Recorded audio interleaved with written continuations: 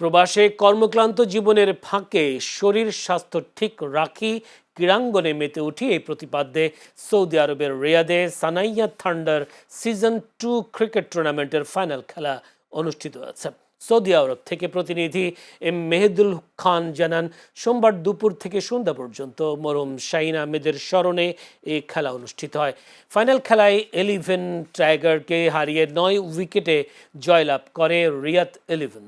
রিয়াদের new সানাইয়া life care medical কমপ্লেক্সের সার্বিক সহযোগিতায় প্রবাসে বিভিন্ন কোম্পানিতে কর্মরত প্রবাসী বাংলাদেশি 16টি দল মাসব্যাপী এই ক্রিকেট টুর্নামেন্টে অংশগ্রহণ করে।